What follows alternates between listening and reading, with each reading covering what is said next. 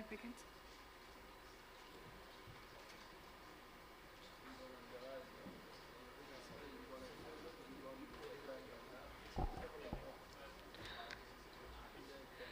Good morning, Excellencies, distinguished delegates, esteemed speakers, and our colleagues from across the Indo-Pacific and beyond. I, Neha, on behalf of the Association of Asian Social Science Research Council, AASSREC, and the Indian Council of Social Science Research, that is ICSSR, takes an honor to welcome you all to the 26th AASSREC ICSSR Biennial General Conference. We are deeply grateful for your presence this morning as we begin an important two-day engagement dedicated to advancing social science research, strengthening regional collaboration, and shaping pathways for sustainable futures in the Indo-Pacific. To begin today's inaugural session, I will just have a brief introduction of our speakers, which will then be followed by opening remarks, welcome address, and a keynote address by the esteemed guest.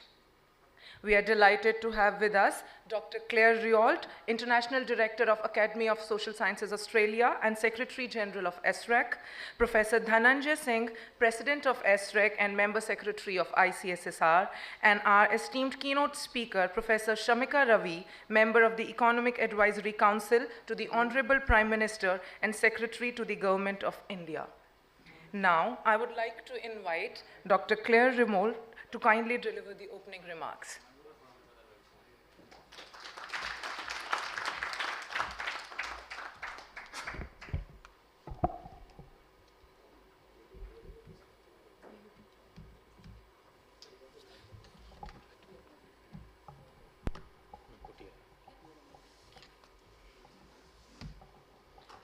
It's not a presentation. Okay. Thank you very much.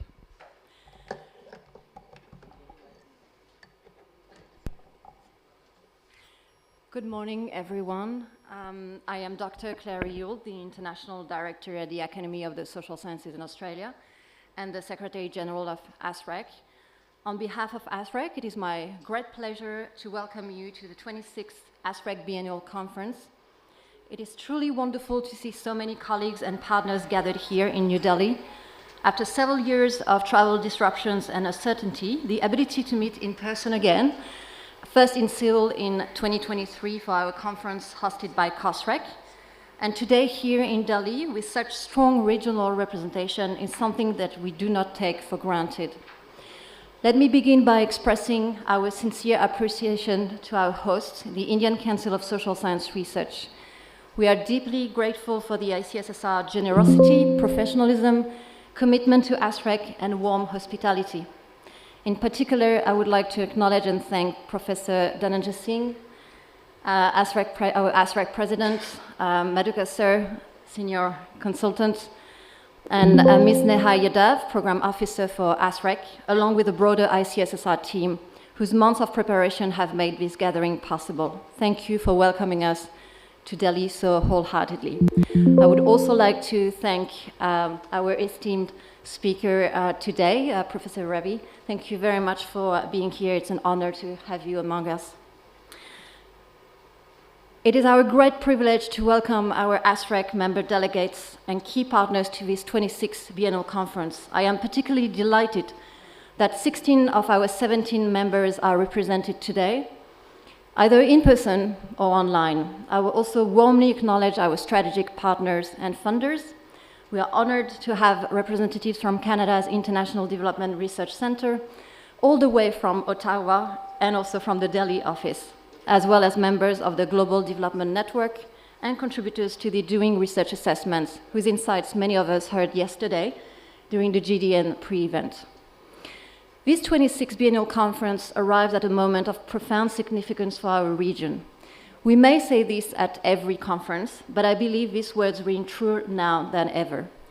Across Asia and the Pacific, societies are undergoing rapid political, economic, technological, and environmental transformation. At the same time, shifting geopolitical dynamics influence national and regional outlooks and can, in some cases, disrupt research systems and imperial cross-border collaborations. The challenges before us, climate vulnerability, demographic challenge, inequality, digital transformation, and geopolitical tensions are shared challenges. even if they manifest differently across our respective countries. Social science collaboration is therefore not only valuable, it is essential, but I do not need to convince anyone in this room, I believe. In this landscape, social sciences are indispensable. They help us understand how institutions adapt, how communities respond to disruption, and how policy choices affect lives. More importantly, they equip governments, civil society, and international organizations to navigate complexity with evidence, nuance, effectiveness, and let's hope, empathy as well. Yet we know that the social sciences themselves face constraints: limited and uneven funding, capacity disparities, weak research uptake or policy impact, and persistent structural inequalities within and between nations. Yesterday, during our GDN pre-event, 3 words repeatedly surfaced to describe our region's research systems: disconnected, diverse, and growing. And this is precisely why AASSREC exists and has for over 50 years. Since 1973, past and current members have worked to provide a regional platform for collaboration, learning, and shared ambition. Our purpose is to strengthen connections, amplify national strength, and ensure that social scientists, wherever they are based or from, have pathways to contribute to regional knowledge and policy making for better lives. Over the next 2 days, we will engage with a rich program of papers, panels, and discussions. The range of expertise represented here, from world-leading and regional experts to emerging early career researchers, speaks to the intellectual vitality of our region. This conference is also a moment to reflect on AASSREC's evolving role. Over the past 2 years, we have significantly expanded the collaboration opportunities we offer through the IDRC-funded Boosting Social Sciences and their contributions to better lives in the Indo-Pacific program. Each component of this ambitious 3-year initiative has enhanced our understanding of research systems, highlighted areas for strategic investment, and demonstrated, if necessary, the tangible value of acting as a regional community. As the Boosting program concludes in April 2026, we move into the next chapter of AASSREC's history, one in which an active, inclusive, and regionally grounded and owned association will be more important than ever. I hope that your time here in Delhi is both intellectually stimulating and personally enriching, and that each of you has a chance to meet new colleagues or reconnect with familiar ones. Conferences like this remind us that collaboration is not only necessary, it can be very energizing and inspiring. The conversations that we begin here, the partnerships that we build, and the ideas that we share will travel home with us and continue long beyond this room. Thank you for your presence, in person and online, and for your commitment to our regional community. It is a pleasure and a privilege to welcome you and to serve as Secretary General of AASSREC. I wish you all a productive and inspiring conference. And now it is my honor to invite our President, Professor Dhananjay Singh, to deliver his remarks. Thank you very much.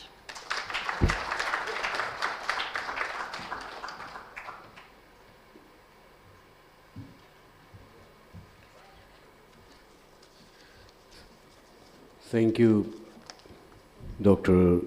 Riyad. Professor Shamika Ravi ji, Honorable Member, the Economic Advisory Council, the government to the Prime Minister, and Secretary to the Government of India, distinguished Executive Council members of AASSREC, representatives of the various councils in the Indo-Pacific region, Edgar Rodgers, IDRC, GDN. I'm truly delighted, and it's a proud privilege for me to have this opportunity to stand here and represent Indian Council of Social Science Research and the Association of Asian Social Science Research Councils. I'm also delighted that to have this opportunity that the biennial AASSREC conference has returned to India. India had its own role in the coming up of AASSREC in 1973. Therefore, it's a sheer luck and opportunity and fortune for me to be associated with this. We are having the Biennial Conference at a very crucial time, on a very crucial theme which is of great global importance, critical global importance, social science research in the Indo-Pacific for sustainable futures. The Indo-Pacific region is extremely vital, not only because it has more than half of the world's population, but also because it has great to contribute to the pressing problems that the world is facing today. Even at a time when we are seeing the AI boom, the big data boom, consciousness and facts and research being determined by algorithms, it has become more important that we understand that concepts and theories and interpretations have to be locally grounded for us to come with sustainable solutions for the problems and challenges that the world and the Indo-Pacific region is facing. Historically, all of us know that this region has had an ancient maritime Silk Route. Historically and in current times, it has some of the fastest growing economies in the world, with India, China, Korea, Japan, and all the ASEAN member countries. Culturally, of course, again, when we talk of the current times, I would like to reiterate that we have had historical relations among our countries and communities. In fact, the 7th century Chinese travel to India, Tsing would say that the cultural continuity from Afghanistan to Sumatra, Samarkand to Sumatra, and therefore he would say that if you want to understand India, go India, spend some time in Sumatra. I want to reiterate this cultural, of course, integrations and interconnectedness, and therefore feel happy that we are here as social scientists and policymakers, institution leaders and researchers and scholars to deliberate these 2 days, 6 core themes that is extremely crucial for social science and for sustainability. When we talk of sustainability, it's an English word. We speak several languages. If we translate sustainability in our own languages that we speak, we'll have range of diverse meanings. In India, which is a country of more than 1,500 spoken languages, if we go to a tribal region, particularly vulnerable tribe groups of India, for instance, 75 that ICSSR is currently supporting research on, you'll find several meanings. In some of the cultures, you will not find a word which is equivalent to sustainability, because the whole debate of sustainability and the question of sustainability has arisen out of a certain understanding that there can be a linear progression, there can be a one way to industrialize societies, and therefore we have come to a state where we are now talking about sustainability right from the late 20th century. In many of the societies, the word would not exist because these societies represent a cohesive and integral and some sort of a spiritually integrated existence with nature and non-humans.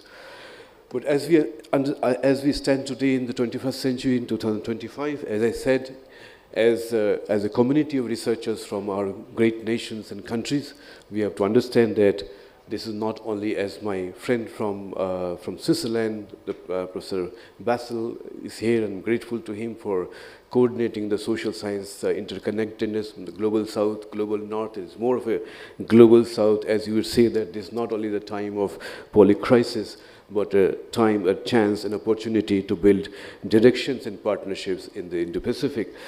We have to understand that we not only talk about representing and reflecting the global discourses, but understand that there are histories of social thought in India and Indo-Pacific, and they should be the foundation of today's and tomorrow's concepts, theories, frameworks, and methods, not footnotes. And we need to recognize the distinctiveness of the traditions that we all represent here, distinctiveness of societies that we all represent here, so that each member country of AASSREC comes up with the experiences and studies and cross-nation, cross-border sharing of data, which is mutually beneficial for Indo-Pacific and the globe as a whole. We need to sort of replace extractive research with long-term and mutual collaborations between scholars and our communities, and that has been the emphasis in India today, even as higher education is becoming more and more accessible to vast population in India and also in the Indo-Pacific, give, of course, citizens and youth and the vulnerable groups, including the indigenous communities, real roles as co-designers of research agendas. We need to involve social science in steering technological, digital, and AI and the sustainable transitions, not merely assessing their impacts. Therefore, I am again expressing my gratitude and I welcome each one of you here. Let us come together and express ourselves as members of AASSREC to make a regional competence hub to share innovative knowledge and research approaches, and in the process, make our efforts in building a collective epistemic sovereignty so that the region can speak with a confident global voice. Thank you so much.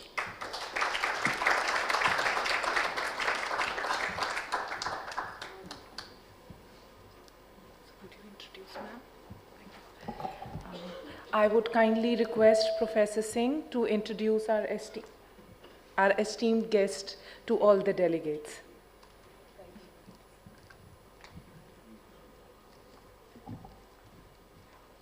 Thank you so much. It's again a proud privilege for me to introduce Professor Shamika Ravi, not only as the Honorable Member Economic Advisory Council to the Prime Minister and the Secretary to the Government of India, but a scholar of great reputation, a researcher of great reputation who has inspired a great population of social scientists in the country, especially young social scientists.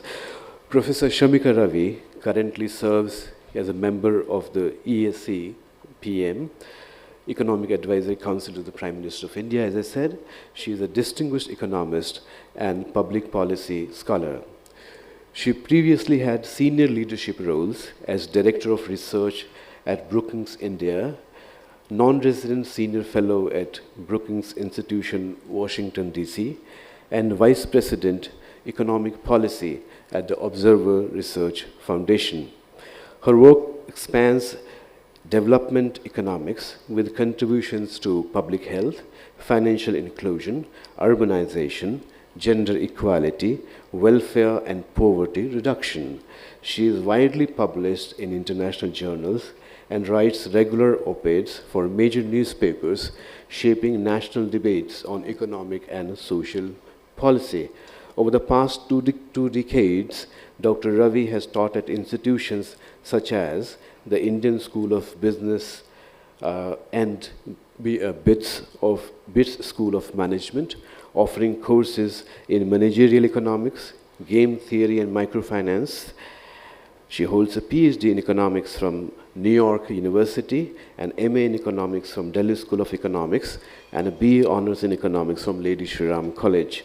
Her areas of expertise include public policy, development economics, health and welfare economics, financial inclusion, gender, urbanization, and poverty alleviation. Please join me, my friends, in welcoming Professor Shamika Ravi.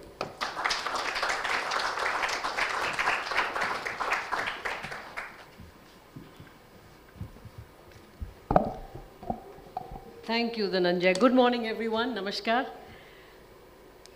This is a bit of a homecoming. It's a long time since I've sat in a room full of social science researchers or people in general interested in social sciences from across the world. So welcome to India.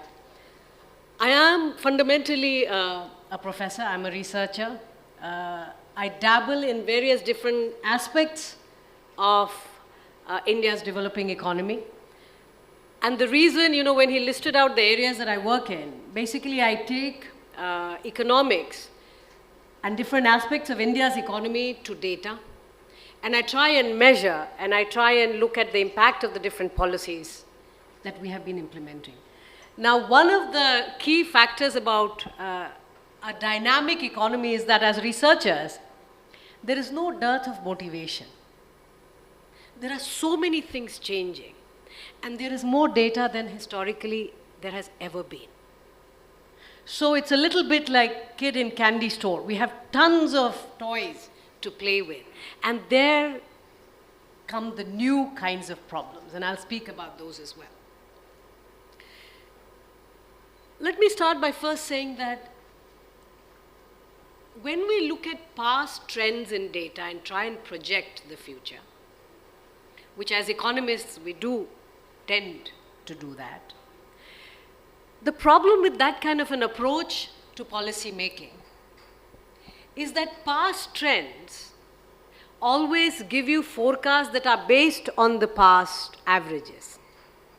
And yet, dynamic new economies where new things are being tried and new leaders are emerging means there are lots of structural breaks to those trends.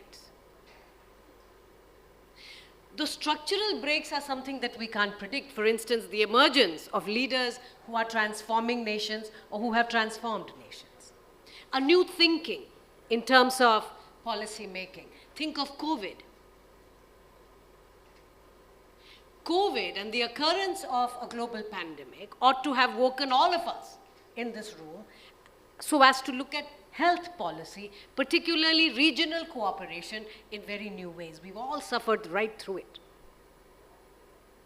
But I think as social scientists, we also have a bit of an existential crisis right now, which is, one, coming from the certainty of the way engineers and people from STEM traditionally have been trained to look at, because those are pure sciences. So to an engineer, because I teach in MBA programs across the world, the engineer wants you to give a problem and they'll solve it. They're very sure-footed. But to the social scientists, our job is to preempt the problems themselves, or to define the problems. Social science, and in particular economics, is all about trade-offs. There is no correct answer without giving a commensurate trade-off or the costs associated with it. That is the fundamental job of a social scientist in an economy such as ours. So let me tell you about my own experience and how I sum up the last 20 years of India's growth and what are the big lessons. Number one, growth cannot be for growth itself. It has to lead to improvement in quality of life of people. In democratic countries, electoral democracies such as that, and in India, because we have a federal system, there is an election happening somewhere, which means problems bubble up and become political concerns, which is the idea of democracy, by the way. Now, can we continue to emulate the G7, the rich, prosperous nations before us? Can we just say we are going to develop the way they did? Have they left a blueprint? Unfortunately not. If we grew the same way, with the same model that the G7 did, or I would even open it out, let's say the OECD in general, one, it would be terribly irresponsible, because climate change and the whole idea around sustainability, which you are here to think about, goes out of the window. But we know if we continue to grow the way the past models of development have shown, then it would be disastrous for the future generations. We are already seeing the impacts of climate change. Anytime you switch on the TV, there is natural disaster of one kind or the other. And data tells you that the frequency of a lot of these have increased. How does this translate into policy making, let's say, within India? You know, our hill states, we have a mountain region. We cannot urbanize the way we are doing in mountains, the way we are doing in the plains. So our building norms, our construction permits, a lot of the detailed policies of one region of India varies very differently from the other. That's why we are in the realm of what I call precision policy making. India is too large. And I would say now, most countries, if you try to make policies based on averages, you're likely to now make mistakes. We have to look at the distribution. The impact of any policy is going to have a distributional impact. The average will become better, hopefully. That is the whole idea of policy making. But some will gain a lot, some might even miss out. So then the job of social scientists like us is to show that, to be able to inform, bring more economic intelligence or data intelligence or research insights onto the table. Because administrators and governments are so busy firefighting that they don't have the bandwidth, no matter which country. I have worked across countries. Even in developed countries, research doesn't find its way into policy immediately. The room for, the demand for research is us. We do our research, but we're also the biggest consumers of our research. We have to make investments into communication. We have to make investments into making our own research more approachable and understandable. So a great deal of more effort, at least within India, we are trying to make, including through our bodies like the ICSSR, which is our apex social science funding agency. Now to tell you about what has India's growth led to. Over time, if you've been following any of the growth numbers, you know that we are the largest, fastest growing economy in the world. We have continued to be that for the last 5 years post-pandemic, quarter on quarter. In fact, this is the only country where forecasts, whether it's from the IMF, the OECD or the World Bank, our forecasts are always lower than the realized growth subsequently, which also tells you that we are a conservative people. We like to make smaller promises and you want to achieve more. But on a day-to-day basis, what does this translate into? 12 years back, India had 30% poverty rate. 30% poverty rate. This is as per the Rangarajan poverty line, which is described as a consumption basket, because poverty has to do with consumption basket. What's the level of consumption of households? Which includes food, health, education, rental, conveyance, etc., etc. So it's not really destitution, like food scarcity, but it's moderate poverty. And as per that metric, India had 30% poverty 12 years back, in 2011-12. The latest data as of 23-24 tells us that the poverty has now reduced to 3.6%. This is a phenomenal change. Very few countries have seen this. Very few countries, democratic countries, have witnessed magnitude of this nature. What does it translate into in terms of absolute numbers? 302 million people have come out of poverty in India in the last 12 years. But again, in democracy, you're not just concerned about averages, you want to see the distribution. Who are these people that have come out? And where are the remaining 3.6%? It's all about distributions then. And I'm happy to note that the more you look at the data, because now we have district level estimates of poverty. We have close to 800 districts in India. And you know what the size of an average district in India is? 2 million people. That's the size you're talking about. Massive. And then you notice every state of the country has reduced poverty. It's an urban and a rural phenomenon. Even the most remote parts of the country have seen massive reduction in poverty. We are able to go further because data allows you to do that. You know, when we look at average poverty, we assume that if the household has an income of, let's say, 10,000 rupee and there are 4 members, everybody is getting on an average 2,500 rupees. But we know society is not like that. And since Professor Singh spoke about culture, social science methodologies allow us to get inside the household and see which member of the household consumes how much. So while on an average, the household poverty has fallen, it's remarkable that the poverty of women has fallen much more. Of course, the level was higher. But today, if you look at India, the poverty level for women is actually only 1.8, which is phenomenal, given where we have come from, where traditional societies, where intra-household allocation of resources tell us that women really are the last members in the household to claim resources of the household. But that world is changing. Now, why is that world changing? Partly because, of course, there's modernization. Everyone has a cell phone. And cell phones are proving to be very powerful in terms of empowerment of women. That's the data telling you from different angles. But also, very importantly, in the last 11, 12 years of this administration, there has been an overwhelming focus on women as beneficiaries of government programs. We call it the saturation program.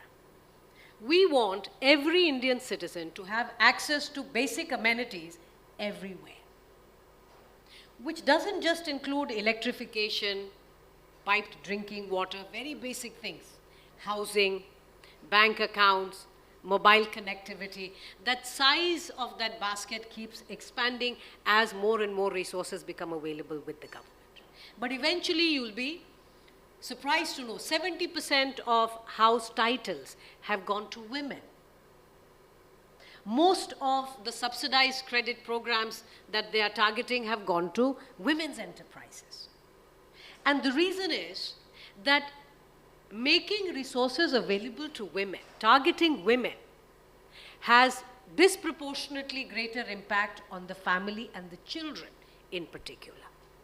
That, again, the data is very clearly telling you that we have been able to achieve that on the back of targeted transfers. I hope you've all heard of the massive toilet program we had. Now let me also tell you, how does social science research inform this? I have, in my past life, when I was a full-time academic, I focused a great deal on financial inclusion and health financing.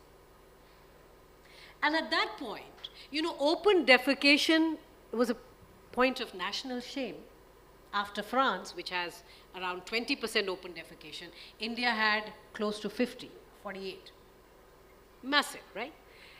This was, you know, the research in social science, particularly around health, we used to motivate policymakers to then target building of toilets. We said we have to provide toilets to every household in India because it's fundamentally a health crisis. Now, the building of toilets had massive impact on infant mortality, maternal mortality, neonatal deaths. If you look at waterborne diseases, because fecal matter finds its way into the household, drinking water, food, etc. 120 million toilets were built within 5 years. It's a massive number. But now, this is where our role gets exciting. That is health and toilets impacting health. But there were massive changes triggered by the fact that your young girls and women now have access to toilets. So there is a direct impact also on assault, sexual crimes, which has fallen drastically. There is an excellent Lancet publication which makes the link between building of toilets and quality of life of women in rural India, particularly around violence, assaults. Because that's when they go out in the open, in the evenings or the early mornings, isolated, that's when they're particularly vulnerable. Now think of it. If policy making has a motivation which is largely based on public health, but the consequences are so widespread, there's no way to assess this anecdotally. Anecdotally, we can travel, and I think, again, in democracies, media travels, we get to hear stories, but nothing is as compelling as careful analysis. And that's where research is different. Research is very powerful, therefore, that you're able to establish these kind of links, which then, of course, goes towards improving the policies further. I want to talk a little bit about the labor market as well, because this region of the world, as Professor Singh said, half the world's population resides here, but we also have certain other unique problems. One, between India and China, there is a phenomenon called graduate unemployment. Now, globally, there is a phenomenon of youth inactivity. People from the age of 18 to 30 have much higher unemployment rate, and their labor force participation is much lower than people above the age of 30. This is a statistical fact. The OECD has given a very nice euphemism for it. It's called youth inactivity. But basically, it tells you that the young people don't want to work in traditional setups, the kinds that we are used to. They're willing to wait for what is purposeful economic activity, including in countries like India and China. Now, if you look at the data further, it tells you that amongst this youth, the people who are the most educated, which means graduates and above, the most educated segment of our labor market, the youth labor market, has an unemployment rate of 4 times, 4x, that of youth who have school education and below. So the most educated young people are sitting at home, while the average education youngsters are working. So what is happening? Now, simultaneously, when we talk to industry, almost all surveys of industry in India tell you that today capital is not the constraint to their growth. The banks are flushed with funds, by the way. We have had a major overhaul and cleaning up of the banking sector. Finances are available. The biggest constraint to our growth right now happens to be skilled manpower. Industry after industry is reporting that we are unable to find skilled manpower. Now, how can the two things coexist? That the most educated are sitting at home and your industry can't find skilled manpower. The two things just don't square. Again, it's careful research where you begin to parse out that what is leading to this phenomenon. 1, expectation management. If you have a degree, you're not going to settle for a job. You want a job which is commensurate with your stature. But industry today is not willing to pay for a degree alone. Industry is going to pay for actual value creation, which means skill. Now, do you see why education has very quickly morphed into skilling? Education is fundamental. It's the bedrock of any economy or human capital. Education helps. But education, the way we are doing education, is not enough. There is a big gap between degrees and the skill that the market needs. Country after country is facing the same problem, which means now skilling. But does the government know what skilling to provide? No. The government's job, therefore, in many of these economies is to foster greater collaboration between industry and the classroom. That's why a lot of research has to now go into understanding what is the nature of that collaboration, what kind of skills.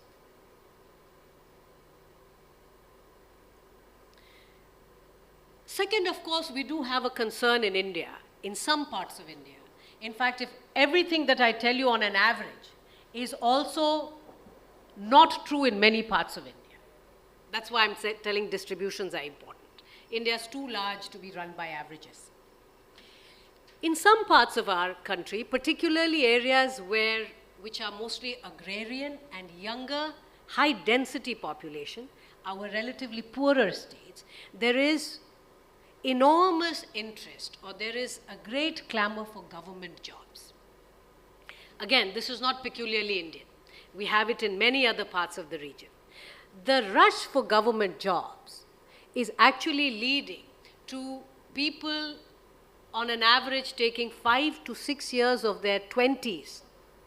Now imagine, the 20s are the age when you acquire real skills. It's one of the most productive decades of any individual life.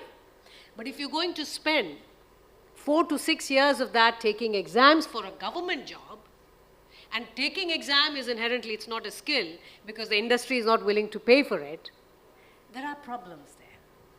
We have a very large number of productive youth years being lost to taking exams for government jobs. Now, even if we expanded the size of the government overnight to 10-folds, we said we're just going to recruit more teachers and nurses and policemen. We do have vacancies in those. Will that solve the problem? No, because the demand is so much more.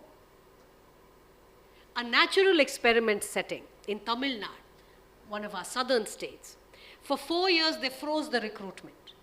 So that allows you to compare the consumption and income of the cohort which prepared and did not take the exam with the ones that did not. And what do you notice? This is a Journal of Public Economics publication, 2 years back. It tells you that the people, the cohort that spent X number of years preparing for the exam and not getting in, has a lifelong earning which is lower than the cohort which never prepared for these exams. Think of the attrition that is happening in terms of human capital. All of this kind of insights are only possible through research. This is not possible for any ministry of governments. This is not possible for industry. This kind of analysis, therefore, has to come from methodological rigor that you possess, and only you, very uniquely, possess. So here, I'm here basically to join forces and to tell you that we need a lot more research. You'll be surprised how much of policy making still happens on back of the envelope calculations, or they happen based on personal experiences of policymakers. But that's not the scientific way. The scientific way is that there should be careful analysis. Now, who supplies that? It's us, this room. You are the people who are meant to supply that kind of intelligence and insight into policy making. Of course, subsequently also look at the impact in terms of how governments are spending money and what kind of programs they're running. But we do very little when it comes to design of programs. Right? I want to spend 1 minute on the demographic shifts that are happening, because this is a huge concern from a policy point of view. You know, based on past projections, our fertility rate should have still been close to replacement, and above actually. But if you look at now data across states of India, India's fertility rate is crashing at unprecedented level. Again, this is not uniquely an Indian problem, but I'm citing you the Indian data. State after state is showing crashing fertility. In fact, urban India's fertility rate has been below replacement for the last 25 years. Now you can imagine what implications this is having. One, because it's a large country, there's a lot of internal migration. A lot of these problems get solved internally. They're getting solved today. But if this trend continues, it's also telling us that for a country that has just come out of poverty, we are going to have a very large number of elderly population with a shrinking working age population. So the dependency ratio is going to rise, and that poses a structural problem for a country. Now, in the case of Chinese data, we have seen this, that China today is faced with the problem of growing old before becoming rich, which means a lot of policy focus is now around productivity and moving to greater capital intensity. Country after country is going to be faced with the same problem. The further complication in India is, of course, our health policies and our family planning policies within the government is still very much driven by limiting the size of the family, because we had a problem of excess population. So from the government machinery, we are still trying to reduce the number of children. See, that's the problem with government machinery. There's a lot of inertia in the system. It's not a switch that can happen overnight. But one of the levers that does lead to a switch is insights and research. The more research, the more compelling the numbers, the faster and the easier it becomes to convince governments to mend ways and to change ways and to become more contemporary. The problem has shifted, therefore the solution has to also shift. We cannot continue to do things the old way.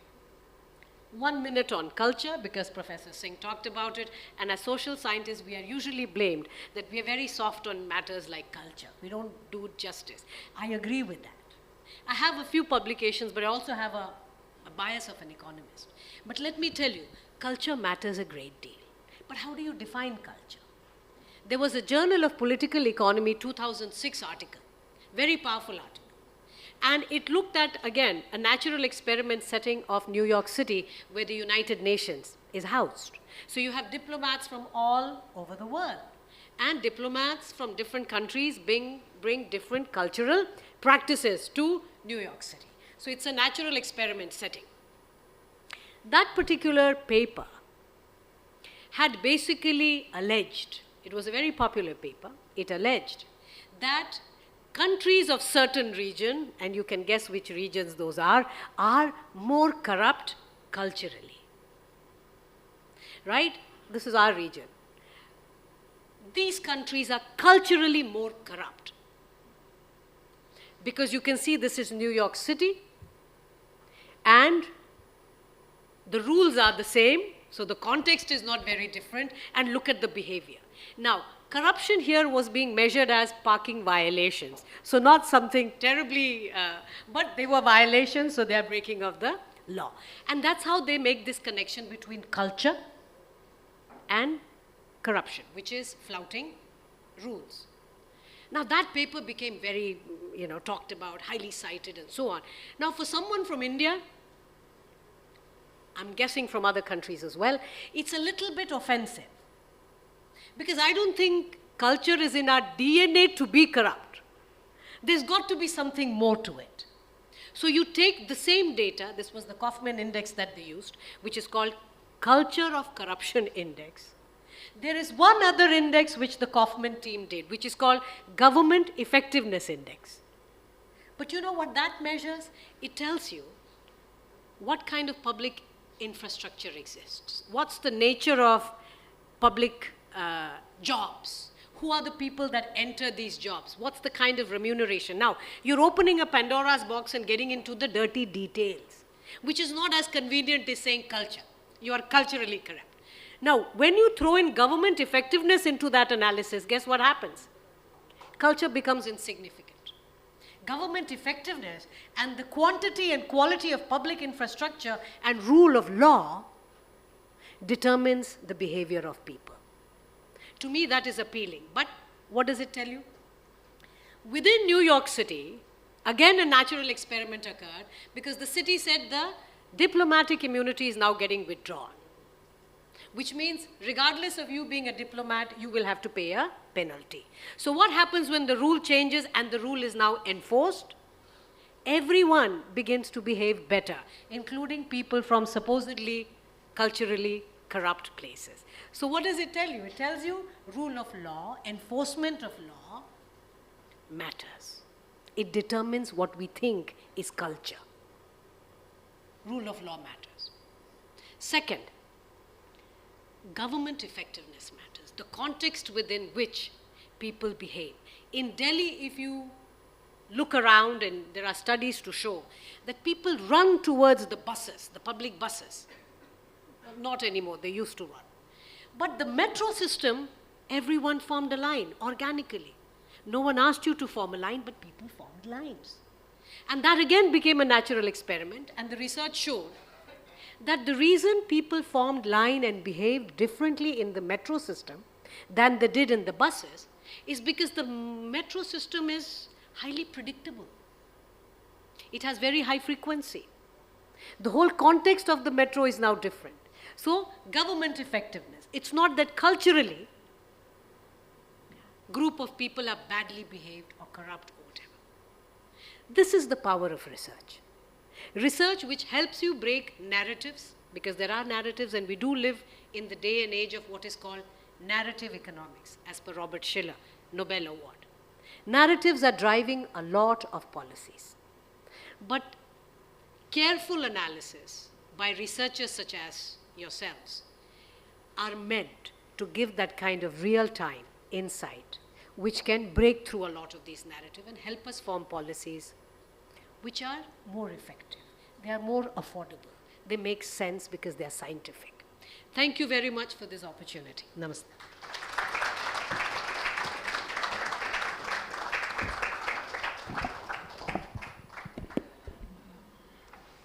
Thank you very much, Professor Ravi, for your insightful keynote address.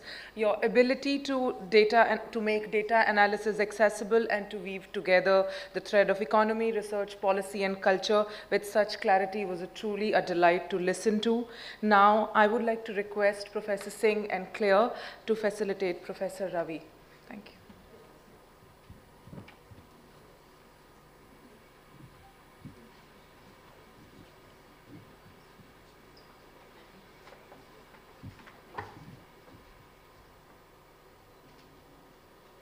Thank you so much. Thank you so much. If I may I would like to request Professor Ravi for a picture with our delegates. If it is possible, a group picture. I think sir, it's better if ma'am stands up. Yeah.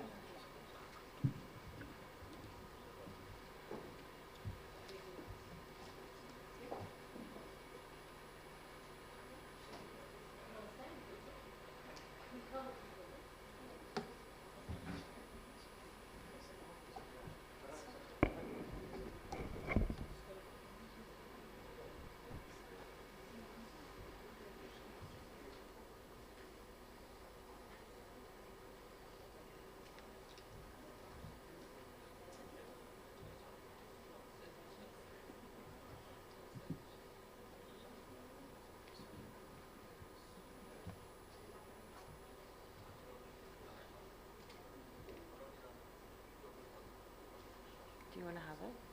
Do you want to have it?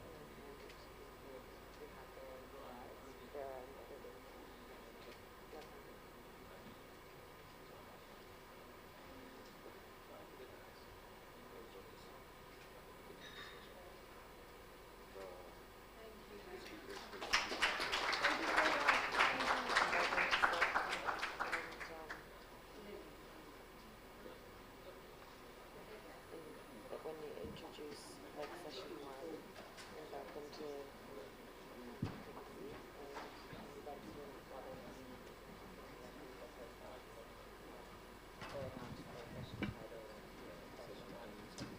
Excuse me? yeah.